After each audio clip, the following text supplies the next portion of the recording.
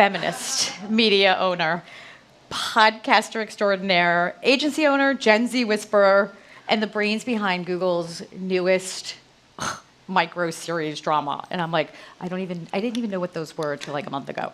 Anyway, but before we get started, obviously I really want to level set here and get you to just talk a little bit about the drama that you've been dealing with. There has been allegations made about your company, and I wanted to ask you a question because of your personal brand. How do you reconcile the empowering feminist message of your brand with the allegations that were made in Vanity Fair that Unwell actually fosters a toxic workforce environment? Great question. I will say that building a startup, there's so much growth that comes with that, and I am extremely proud of what we have built at Unwell. And I will just kind of leave it at, don't believe everything that you read on the internet, but I think everyone knows that at this point. Okay. The reason that I was interested in that story and you because of your message is it's really interesting to me because whatever the middle of this story is, there is clearly some employees that feel some way. But yet you grew up in Barstool, right? I grew up in this business and it was crazy in the early days.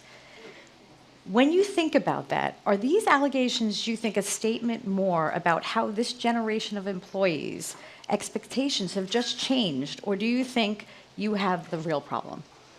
I think that we have done a really incredible job at Unwell, and I think if you walk the halls, there are so many people that are so happy to work at this company. I think, unfortunately, being a woman in this industry is extremely difficult because you're held to a complete different standard. Whether it's a smear campaign being created for someone's narrative, whatever it be, like I think when you read lies about yourself to fuel something else that is an obvious situation going on, it's hard, but I think the reason that I've had success in this industry is I have really thick skin, and I'm gonna keep pushing forward. Okay, so we're gonna jump to your agency business because you're at your latest venture, and just because you now work for brands, have you had any issues because of what's been alleged? Because brands really are sensitive about that stuff. Have you got any pushback from any of the new clients? No, I feel like I have never been busier, and Cannes has been wild.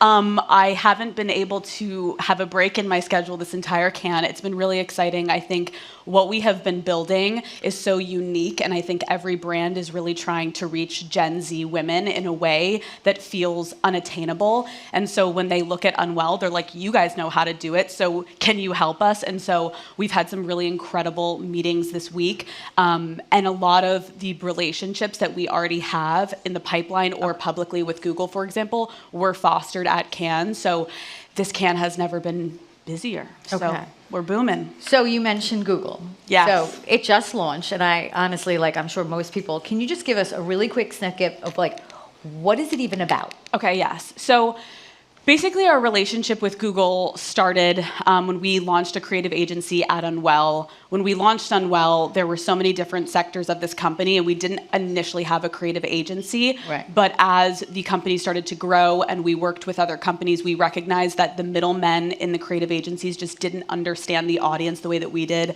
and then we created the agency. When we started working with Google, they recognized we really need to be able to reach women in a way that we feel like you guys understand, honestly better than us. Google understands a lot of things better than us, and we were like, but we do think we know women maybe better than you in a way that we can help. And so when we... Even better than Gemini? Well, that's to be tested. Okay. We're going to see.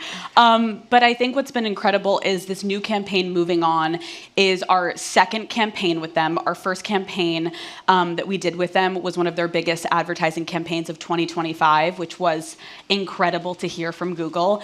And now this campaign is, yes, a micro drama. What's it about? Okay. What's the theme? Essentially, we took the concept of the Truman Show, if anyone is familiar with the Truman Show, and it is all these people stuck in their mundane day-to-day life. They're in this Truman Show, and they're all using essentially the same product, you can imagine what other phone product we're talking about. And everyone's kind of brainwashed to believe like this is the only way to go about things because she has it and she has it and so I should use it, right? And moving on is essentially looking out and expanding your worldview of like maybe I don't need to be a follower, maybe I can actually acclimate myself to life in a way that is my choosing and I have autonomy over my own decisions and I don't need to be funneled all of this essentially crap online. I can make my own decisions. And so we created a microdrama. Okay, we'll see what the numbers look like tomorrow, that's for sure. Okay, so you brought up Madison Avenue in the agency business, but obviously I've covered this long enough. Literally, the agency landscape is littered with celebrities that have started agencies, like Spike Lee, Shaquille O'Neal, Ashton Kutcher, who actually really understood marketing. Ryan Reynolds obviously is like soup du jour, like he's the marketing star right now. Many shops obviously launch with so much fanfare, given sort of the following, given the popularity, but some never really blow the roof off, and they have a hard time scaling the business. What makes you think that you can do this and actually scale this business? Well, I know we can do it because we already have proof is in the pudding. I think what was really obvious to us is Unwell is a one-stop shop, and a lot of agencies aren't that way. So, for example, Unwell, essentially, when you go to a brand, brands can buy views and they can try to buy the audience, but they can't buy trust, and Unwell has had that since day one. We have been building this community and this trust. So we come essentially with the creative, we come with the distribution, we come with the production back end, as we already have a film and television studio built into our company. And I think that has made us very unique. When we first started working with companies, we would have the creative agency in between us. And these people were like, this is what I think we should do. And it constantly became, they were the third party that were not coming up with the ideas that we felt were congruent with our audience. And so we had multiple brand clients that ended up firing their outside agency and just being like, so can you guys just do it? And that was really what became the inception of Unwell Creative Agency, where we're like, if we are constantly being like, all right, another agency was fired and now we're kind of left with the task, why don't we just do this ourselves? Yeah. And so I think that a lot of trust has been built in a way that you can't buy that, and we already have it. I think a lot of clients over the years have realized using people like you to light a spark under their agencies, like Google, for instance, works with many, many agencies, and it's just really nice to bring people in. That sort of competition breeds better business. So it's interesting to see them actually reaching out because they do a ton of work with Ryan as well, which I think is wild. I wanted to ask, how many clients you have now? You started about a year ago? We started about a year ago. Okay. We have certain big relationships in the pipeline that, like, I'm not allowed to say yet because in Unwell style, everyone will keep a secret. In Unwell style, we're going to do big, huge campaigns that feel very like pop the lid off and let everyone know who we're working with. But even Google is a perfect example where Google started with just Google Pixel, and then now we just essentially, it's almost like you re-signed a new entire client because we now just took on home and health with them. Yeah. So that is essentially, you're taking on an entire new client. Well, and that's scaling your business. Exactly. Because that's what happens with a lot of these celebrities. Yes. They get an assignment and they never can sell. Yeah. So what do you have, like 6 clients or 10?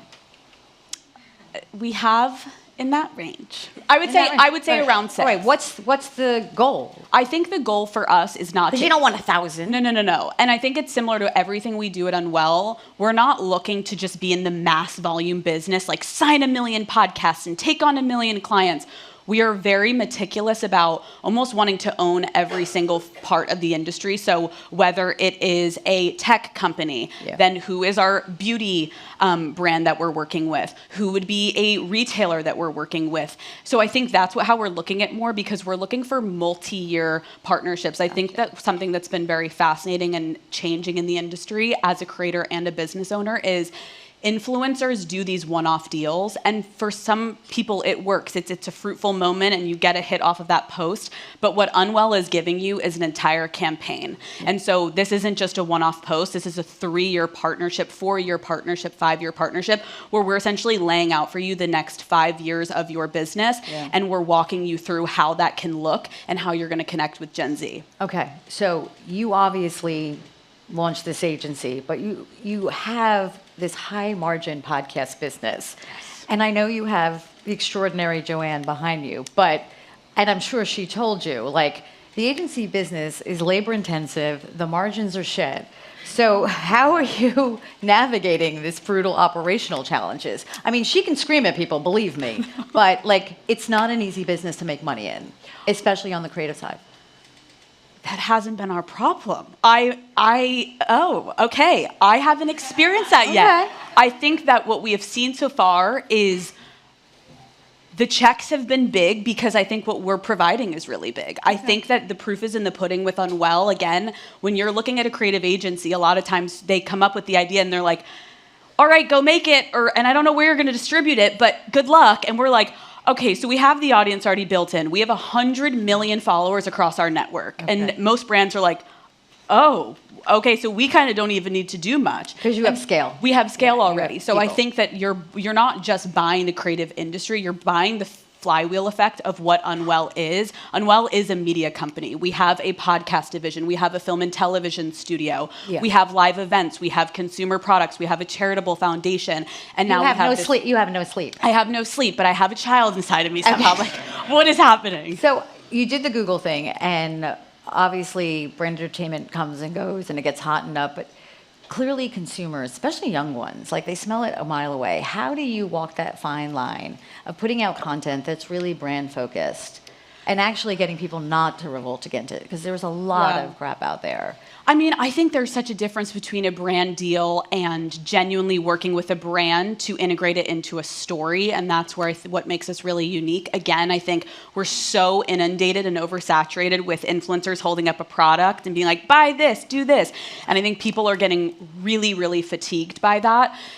What we have been able to do is, for example, we were just at the YouTube upfronts, and we talked about, we are rolling out essentially a slate of unique shows that are just going to be primarily for YouTube. They are created for YouTube. Yeah. And so what you can do with that is then go to brands and say, this is our slate of 15 different shows, brand new IP. How would you like to integrate? Yeah. And so you're taking storytelling and then you're weaving in a product, and it feels natural to consumers. I think when you start from the very beginning, thinking about how does the brand make sense for the storytelling, that's where the true magic happens. It's not like, here's the product, can you force a post and hopefully people will think it's organic. You talk about, we'll go back to YouTube and sort of the media shift that's happening. But before we do, given your the Gen Z whisper or whatever that means, I want to understand what is the biggest misconception that brands and media companies have about that generation? Just the one. I mean, I believe that a lot of brands are looking at Gen Z like they're this target to catch, like they're this enigma of like, oh my God, how do we get their attention? How do we get them to pay attention to us? And how do we sell to them? And I think we've been really fortunate is they're a part of our everyday life. Like Gen Z and millennial culture has just been in the DNA of Unwell since inception, since almost a decade ago when I started Call Her Daddy and I built a community of amazing women. We have just continued to grow that. So I think a lot of people are trying to chase and look at them like, how do we box them in the corner and get them to pay attention, when companies like Unwell are out there where it's like, we can just hold your hand, we got you, we'll help you easily. I think they're looking at it in the wrong way. Okay. Is there one that sticks out that you think hurts them, the way they treat, like the way they position themselves with that audience? I think trying to be too hard, trying to be trendy and cool when that may not be your brand. Yeah. And so finding the right tone, because if anything, it's just going to come off as cringe, and then Gen Z is going to just make fun of you. Okay. Sadly. So, because she doesn't have enough going on, but you obviously launch a product. I'm like, oh my God, how many more things can you do? Unwell Hydration, so it's an electrolyte drink. That's like the fiercely competitive, that sector. It's capital intensive. What's the timeline on that thing? Like, how do you even get to profitability on that kind of thing? So I think for us, when we were looking at any type of consumer products, again, it's just everything is so oversaturated. And so we were looking at something like what would make the most sense day to day in our community's lives that wouldn't feel like we're shoving it down their throat. It would just be a natural integration. And so for us, it started with hydration. I was a college athlete. as now going into a young woman in business, I'm like constantly like, did I drink enough water today? What am I doing? How many electrolytes did I had? As I'm going to become a mom, like this just naturally felt like something that I would personally want to use. And I think it was less about going into the space for money. It was more about going into an authentic lane that felt right for the community that we've built. Okay. And then from there, naturally, money will come because now we have launched from that energy drinks and non-caffeinated and caffeinated, and there's a lot of different SKUs that we've been able to roll out, which is Is it profitable? Yes. Already? Okay. Wow, that's pretty quick. Tell me, obviously that's a category, and you're obviously going to put more into this, right? There'll be other products. Yes. Just please don't introduce the tequila brand because I can't drink any more tequila. No tequila. I feel like my No kid can tequila. launch a tequila brand right now. Like I don't need tequila some right woman now. had a tequila brand. Richard Edelman's wife. She literally had a bottle last night and opened up. I'm like, she's like, this is my tequila. I'm like, everyone has a tequila brand, but how do you now think about that? Like you're gonna like lots of influencers and creators are launching their own products, but you have an agency business. You know, I'm thinking Pepsi's kind of like, oh, she's got a hydration. Like that's competition, which is a real tension point in this market, right? Yeah. Creators work now all of a sudden they're on the product business and they become competitors. Like Mr. Beast. I mean, let's be fair. Hershey was like having a heart attack when he came out with his chocolate. So like the tables turn, the brands need you, but then they become the product manufacturers, and like it's a real tension. So do you think about that now that you have this agency business? We do, and I think, like, to be honest, that is a lot of meetings that we have at Unwell. We'll sit with all of our executives and we talk about what is the white space, and is this more advantageous for us to own it and go into that and have our own product, or is it better to partner with a brand, and whether it is do a brand deal or whether it's helped in the creative agency field, are we better off investing? So I think that's like something that we have now expanded in Unwell of looking at it. I think every single sector of our business though has to be considered when we are looking at a consumer product, because again, we aren't just pigeonholed to we're just a podcast network or we're just a creative agency. So everything needs to make sense in the flywheel effect. Got it. Pregnancy. Let's just talk about that for a minute. So you announce your pregnancy, and instantly it's thrust into the middle, like everything else in your life. Political, cultural conversation, right? Like, I think a New Yorker magazine thing I read was like the right was calling you out because you choose like a traditional family after championing hookup culture. I guess it's bad to hook up. I don't know. That's so ridiculous. Anyway, what is it like? You should have heard our conversation in the green room. Anyway, what is it like to suddenly find your personal life literally being used as a political weapon in a way? And did that kind of sort of bubbling up of controversy and somewhat make you rethink how you actually talk to your audience about your relationship or relationships at all? Well, I actually think that controversy made me double down on how proud I am of being authentic and honest from the very beginning, because I think as women, it's like, you have to just be one, right? You can't be a mother and have had fun in your 20s. That's just, there's no way. And it's like, I stand that men can do it. Why can't women also do it? He's allowed to get it out of his system, but women aren't allowed to do that. Like, how does that make any sense? And so I'm really proud of the brand that I built in the very beginning, because it was authentic to who I was in my young 20s. And now I'm someone who has grown up. I have wanted to have a family. And that is now where I'm at in my life. Getting involved in, the politics and all of that, I'm busy with my day job. I'm like, let them write the articles. I'm busy, boys. Busy making the bank. I just love that there's such a double standard about women, and it's like it's I don't know where this narrative always keeps coming. But we up. have to keep talking, because then if you don't keep talking, then it's not going to change. Yeah, like I guess no one's ever had relationships before getting married, but whatever. We'll move on. Okay, I could say more, but my mother would punch me. Okay, so let's talk about the media company for a minute. There's clearly a very expensive arm race going on amongst media companies for luring podcast talent. Like, I feel like every day there's like 3 podcast stories in the Journal. As you work to scale this part of your business and lure new talent, and clearly the prices are going up and up, and I think you're probably partly the reason for it, because clearly you've got one of the bigger checks out there. Will you seek PE money to help you fund that growth and to pay for the next stars coming up? Like, how do you fund that when you know that these are going to be high-ticket items? I think that's a huge conversation we've been having for over the past year at Unwell. Is there is such an exciting time of finding young talent and trying to be as helpful as we possibly can, knowing the blueprint that I essentially created with Call Her Daddy and having so much information from the podcast industry that we've all learned and through the network. But also at the same time, I do think that scale is what we're also looking for. And so it's finding that balance. I think acquisitions are definitely in our future. And there could be something coming soon. Well, that leads right to my next question, like long-term goal, IPO or sell. Oh, I mean, again, in confidence with all of us here in the room. This is fully in confidence, right, guys? There's no cameras in this room. The goal right now is to keep building Unwell. Okay. And I think I can't answer that right now because it's still so new and we have so many different ventures that are about to be revealed very soon, maybe in the next 2 weeks, that you will find out about that will make more sense of what we're planning with Unwell. Okay. But the goal is to build. Okay, lock the doors, you're not leaving. Tells us. All right, if you were to step away from the mic tomorrow and focus strictly on being a CEO, does Unwell possess a sustainable moat, or is the entire enterprise still completely reliant on your personal star power?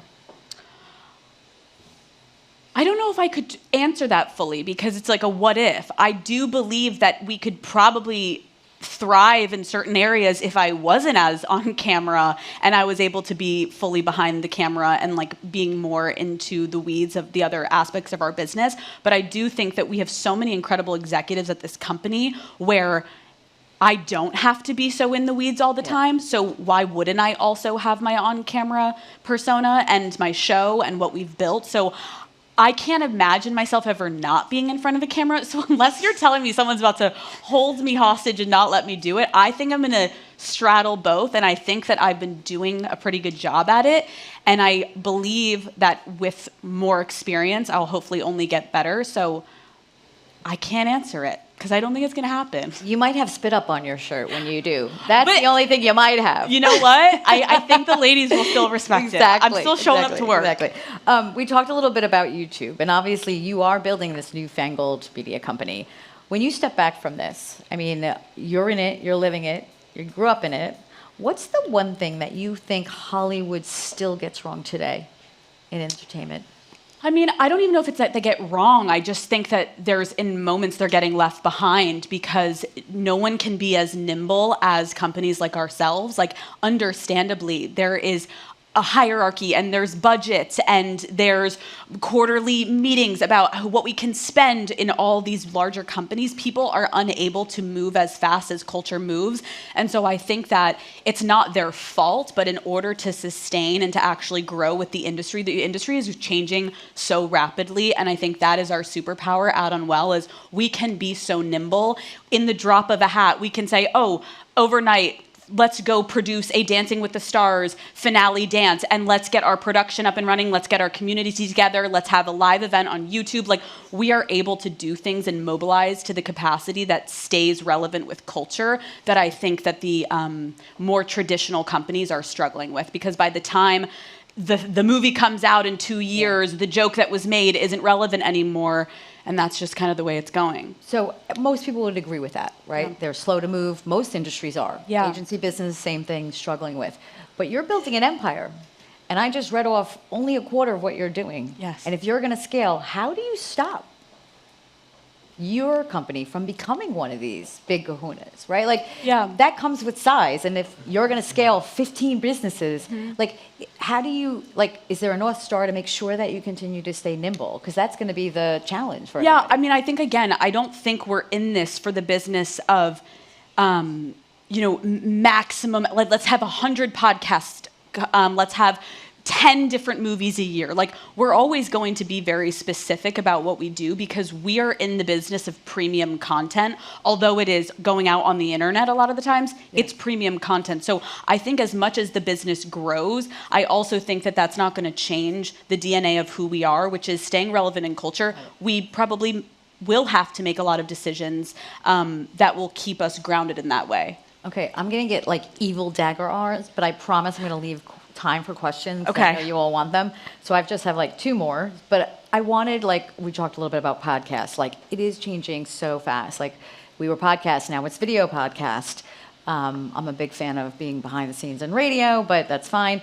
What do you see happening in the podcast business, which seems to be rapidly under fire and everybody's trying to get a piece of it? Like, where is that business going? Is there a next shoe to drop in it? I mean, it's really fascinating to think about the fact that when I started podcasting, it was just audio.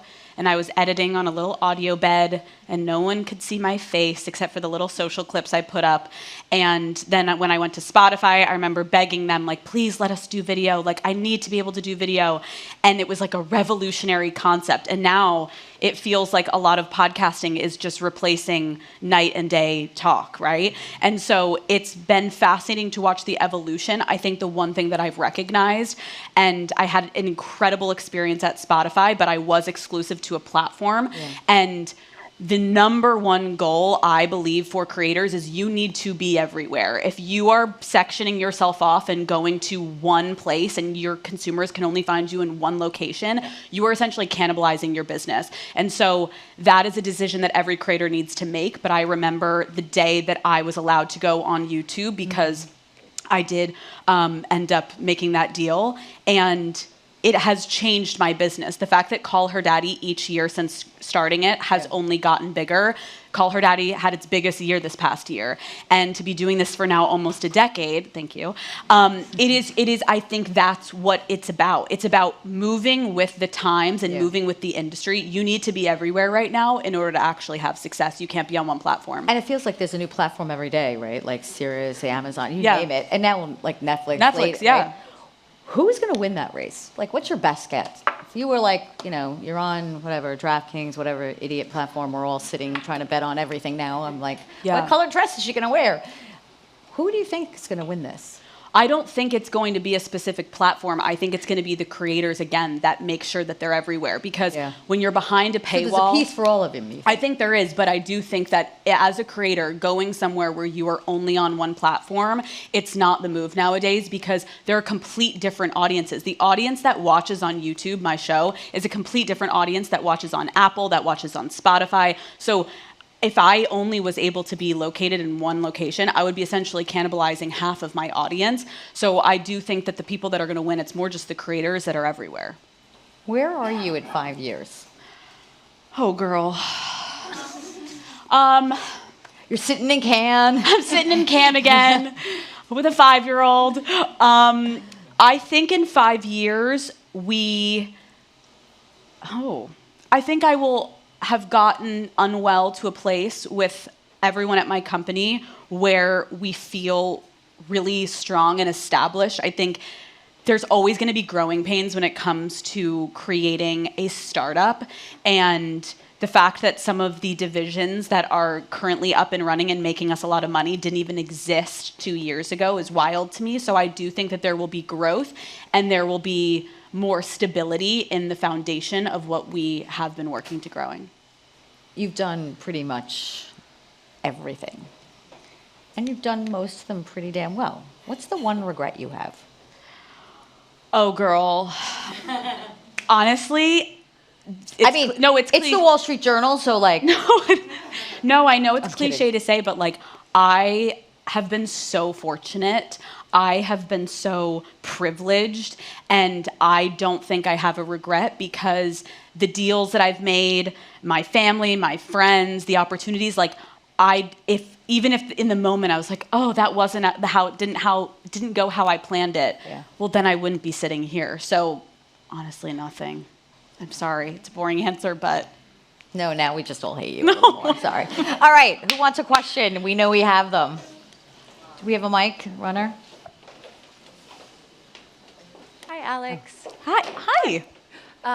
As someone who's been following you for many years now, something you do exceptionally well is you are your genuine and authentic self. Thank you. And you say no, which a lot of us don't say well enough. What are the factors that go into a no, and how do you ensure you don't burn a bridge in the process? Yeah. It's a great question. I think, again, as women, and I always have to say that because we do live a complete different life than men in these situations. I think you're worried about getting labeled a bitch if you say no and you put up a boundary, and there's so much that comes with the fallout that men just don't have to deal with. I do think, though, that the more that you appease other people, you're going to lose yourself. And so I recognize, and I've always said this, and my mother is like, stay true to who you are. I can come off maybe brash or bold or whatever you want to call me, and I am okay with that language put on my name, because I know actually what it means is I just have boundaries as a woman, and I'm not willing to get pushed around and do things that I don't want to do. And so I do think that takes time, though, and a community around you. I don't think as a woman in a business setting you can just thrive and be like, no, I don't want to do that. That makes me uncomfortable. Like, it actually takes other people around you. So I don't want to ignore the fact that it's actually really hard. It's really, really hard to say no and to put boundaries up for yourself. And so I think it's little by little.